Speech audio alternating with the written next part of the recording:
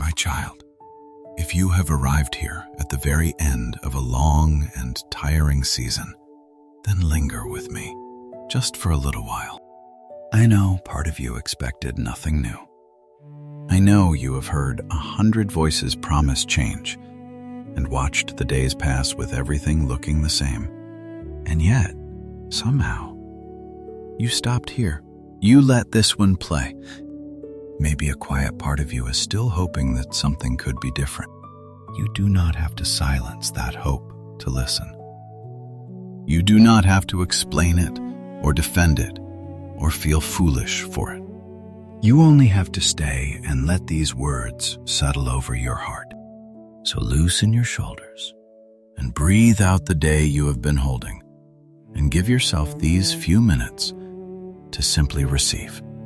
Before another word, let me be honest with you, because honesty is the only place real comfort can stand. What you are about to hear is an encouragement drawn from the Bible, a reflection offered gently in faith. It is not a private revelation. It is not a prediction of your future, and it is not a promise of any particular outcome in your life. It is only the ancient comfort of the Scriptures read slowly over you on this very day. And tonight there is one promise I want to build everything upon. It comes from the book of Isaiah, chapter 43, verses 18 and 19. Let the words come to you without hurry. Remember ye not the former things, neither consider the things of old. Behold, I will do a new thing. Now it shall spring forth. Shall ye not know it? I will even make a way in the wilderness and rivers in the desert. Read it once more quietly inside your own heart. Do not stay buried in the former things. Do not keep turning over the old, for something new is being prepared. A way through the wilderness, rivers where there was only dry ground. This is not a clever saying. It is not wishful thinking. In the Scriptures, this is the voice of the one who shaped the seas and the dry land, speaking over a people who thought their best days were behind them. And tonight, that ancient promise is being read gently over you. So let these words reach you the way the Bible carries them, as if the Maker of mornings were drawing close to your heart and saying, My child, I know where you have been. I know the season that wore you thin, the one that took more than it gave. I know the door that closed, and the way you kept standing in front of it long after it was shut. The Scriptures say it this way in the book of Lamentations, that His mercies are new every morning. Which means the morning you are walking toward already holds mercy you have not touched yet. I have seen you sift through the past, looking for the moment it all went wrong. I have seen you carry the weight of what cannot be undone, as though carrying it could change it. I have seen you fear that nothing will ever truly move again, and I have not turned away from any of it. I know you have wondered if your season of change has already passed you by. You watched others step into new beginnings, and quietly told yourself that your window had closed, that you had missed your chance, that the time for fresh things belonged to someone younger or luckier or less broken than you feel. But hear me now. A closed door is not the same as a closed story. Sometimes what looked like an ending was simply the ground being cleared, the old growth burned back, so that something truer could rise in its place. What you called a dead end was never the final word. It was the quiet ground where seeds are kept, in the dark, before anyone can see them grow. You are not finished. You are not past your time. You are not too late for grace. And you are not too far gone for a new beginning. The fear that says otherwise is not the truth about your life, and it is not the voice of the one who made you.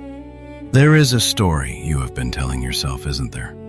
A story about who you are now. It uses your own voice, so you assumed it must be true. It says you are the person who failed, the one who wasted years, the one whose mistakes are too tangled to ever be made right. It says the best version of your life was lost somewhere back there, in a season you can never return to. And in the quiet hours, it reads your regrets back to you, slowly, one after another, as if the past were the only thing you are made of. My child, hear me. That story is not the whole story. It does not come from heaven, and it does not speak for the one who is able to make all things new. So when that old account begins again, answer it with what is true. When it says it is too late, the truth says, "Behold, I will do a new thing." When it says the way is blocked, the truth says, "I will make a way in the wilderness." When it says the ground is dry forever, the truth says, "Rivers in the desert." You do not have to argue every line of the old story. You only have to stop calling it the final one. So if you are listening tonight with a heart that feels stuck in what already happened, this is for you. If you are weary of beginning again, only to land back where you started, this is for you. If you have grown afraid to hope because hoping has cost you before, this is for you. If you have looked at your life and quietly decided that this is simply how it will always be, this especially is for you. You do not have to hide your disappointment here. You do not have to pretend to feel brave. You do not have to tidy up your hope before you bring it. Come as you are, with the past still clinging to you, and let it begin to fall away. In the Gospel of Matthew, chapter 11, verse 28, the invitation is plain, and it is wide open. Come unto me, O ye that labor and are heavy laden, and I will give you rest. Notice who is called. Not the ones who have rebuilt their lives perfectly, not the ones who never stumbled, not the ones with nothing to regret. The weary, the heavy laden, the ones still carrying yesterday into today.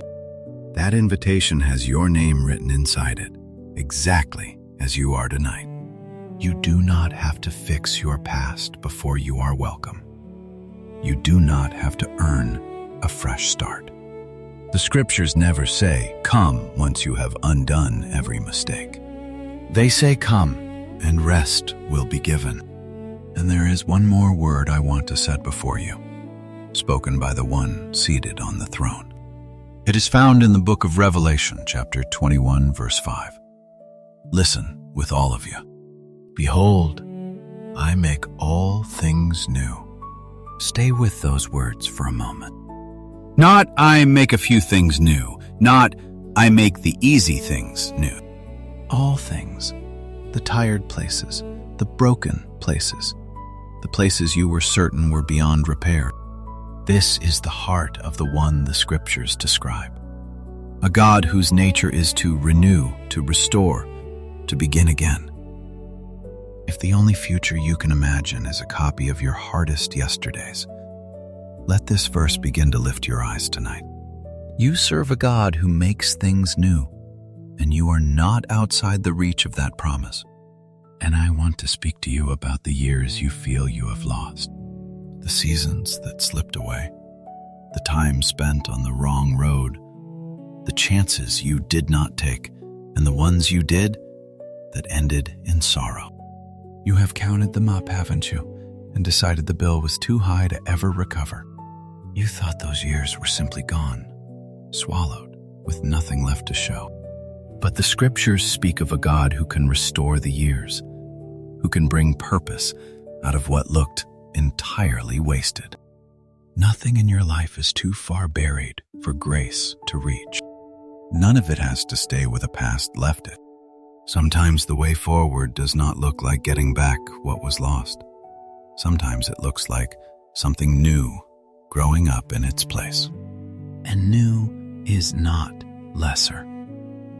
New can be the very mercy you did not know to ask for. Beneath the surface, where your eyes cannot follow, a way is being made. Like a spring of water finding its path through ground that everyone called barren, until the day it broke into the open and the desert was not a desert anymore. You are not as stuck as the past has convinced you that you are. Now, I know you may not feel any of this shifting yet. Renewal comes slowly to a heart that has been disappointed many times. And that is all right. The truth does not wait for your feelings to catch up before it becomes true. The river runs underground long before the surface shows any sign of green. And these promises were written down generations before you drew your first breath, so that they could find you in exactly this season. So let me say it again, slowly, the way your tired heart may have needed to hear it. You are not defined by what is behind you. You are being led toward what is ahead. The world has taught you to measure your life by what you have already become, by the years already spent, by the doors that have already closed. But that is not how heaven measures a life. Your story is not weighed by where you have been. It is held in the hands of the one who is still writing it. And those hands do not write only with the good chapters. They redeem the hard ones too.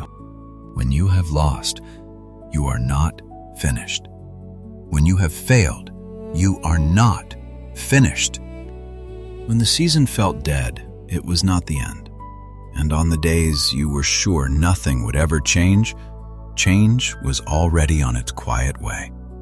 I want you to look back for just a moment on the times you were certain you could not begin again. The mornings you woke with no strength to try. The seasons you thought had taken the last of you.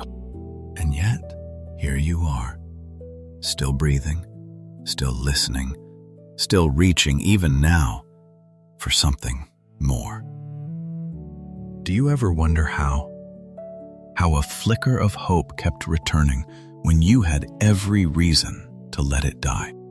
How a new day kept arriving, gently, after nights you thought you could not survive? How strength came, somehow, for one more step when you were sure you had none left to give? The scriptures would say that was not random, that was mercy, new every morning, finding you again. You did not make it this far by holding tightly to the past. You made it because you were being carried toward something, even when you could not yet see the way that was being made. And here is something the regret has been keeping hidden from you. You are not the same person who first walked into the wilderness. You believe you have only been losing, but you have also been changing, deep down, where new things take root before they show. The humility you carry now, you did not have before. The mercy you feel toward others who have stumbled, you learned that from your own falling. The quieter, steadier hope that still gets you to listen on a night like this, that was not handed to you. It grew. The scriptures say that He works all things together for good, even the things you would never have chosen. The wilderness was never meant to be your home. It was the road. And roads lead somewhere. And you are walking toward a self that is more tender, more real, and more ready for new things than you have ever been. One day you will meet someone standing exactly where you stand tonight, certain their season is over, and the way you found your way through will become the reason they dare to begin again. Nothing you have walked through is going to be wasted. And let me speak gently to the comparison that keeps stealing your peace. You have looked at other people's fresh starts and decided yours is no longer possible. Behind where you thought you would be, behind the people who seemed to get it right the first time, behind a clock that no one ever truly set for you. But heaven does not run on that clock. You are not too late. You are not a faded copy of a life that was supposed to go differently. The scriptures are full of beginnings that came long after the world said it was over. The elderly couple promised a child. The leader called out of the back of the desert. The ones counted finished, who were only just beginning. Your timing does not measure your worth. So stop comparing your wilderness to someone else's open field. You are exactly where grace can still find you. And grace has never once arrived too late to make something new. So tonight, I am asking you to lay down a few things you were never meant to keep carrying. Lay down the regret that replays the same scene night after night. Lay down the shame that tells you the past has the final say. Lay down the fear that has been writing your tomorrow in the ink of your yesterday. You were not made to drag those things into the new thing, and you do not have to carry them alone.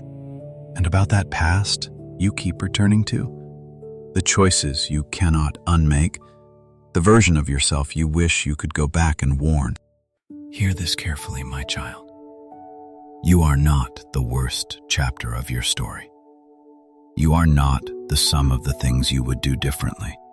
The scriptures promise that His mercies are new every morning, new every single day, which means there is fresh mercy already waiting for tomorrow before you have done one thing to earn it. Grace was never the reward for a flawless record. It has always been the gift for the ones whose record could not save them. And that includes you. So set the former things down, not because they did not happen, but because they no longer hold the right to decide who you are becoming. If these words have stirred something quiet in you, you do not need to do anything dramatic. You do not owe anyone a comment to make this real. You do not have to prove anything to a stranger. But if you would like, take this still moment and turn it into a small and honest prayer. It can be as simple as this. Lord, I am tired of the past. Help me to trust that you are making a way. There are no perfect words required. The scriptures show God meeting people in sighs and whispers and prayers too weary to finish. Your honesty is more than enough. And if someone you love comes to mind right now, someone who feels stuck in a season that seems dead, you are welcome to share this message with them. Not as a chain, not as a demand, simply as kindness, the way you would point a tired traveler toward water. Now, here is one gentle but important reminder, and I will not rush past it. Faith is a deep comfort, but it is not a replacement for care. If you are struggling with your health or your mind or a situation that feels too heavy to carry, please also reach out to a doctor, a counselor, or someone you trust. Hope and help were always meant to walk together. Asking for support is not a failure of faith. It is wisdom, and it is brave. And before we come to the end, let me ask one simple thing of you. Keep your eyes lifted a little longer. I am not telling you the road suddenly becomes smooth. I am not handing you a date or a guarantee or a tidy ending wrapped with a bow. I am telling you what faith has always whispered to the weary, that the story is still unfolding and the new thing is not behind you. You have already lived through every season you once thought would be your last. Think about that. That is not luck. That is grace. Making a way on the days you did not even notice a way was being made. And the same grace that carried you out of the old is more than able to lead you into the new. So when the change is slow in coming, lift your eyes. When the ground still looks dry, lift your eyes. When you cannot yet see the river, take the one step in front of you and lift your eyes. So as this message comes toward its close, I want to leave one thing in your hands to carry into tomorrow. Your story is not over, and your new beginning is not behind you. The prophet Jeremiah, chapter 29, verse 11, records this hope. For I know the thoughts that I think toward you, saith the Lord, thoughts of peace and not of evil, to give you an expected end. Whatever this season has taken, the final word over your life is not the past. The thoughts that heaven holds toward you are thoughts of peace and a hope still ahead of you. I will not promise you a date. I will not promise you an amount. I will not pretend to know the things that only God knows. You have been handed enough empty promises, and I will not add to that pile. But I can leave you with what the scriptures say with full confidence. Do not stay bound to the former things, for behold, he is doing a new thing. He will make a way in the wilderness. He will bring rivers in the desert. So lift your head tonight. Not because the road is suddenly clear, but because the one who makes all things new is not finished writing your story. Take one more slow breath now, and let this be the truth you carry into the morning. The former things do not get the last word. A new thing is springing forth, and you are loved through every step of it. If messages of hope like this one bring peace to your heart, you are always welcome to stay close to this quiet corner of the internet, where we simply sit with the scriptures together. And wherever tomorrow leads you, whatever you are walking through, may you walk through it knowing that the one who made you is making a way you cannot yet see. Peace be with you, my friend. Lift your eyes and rest.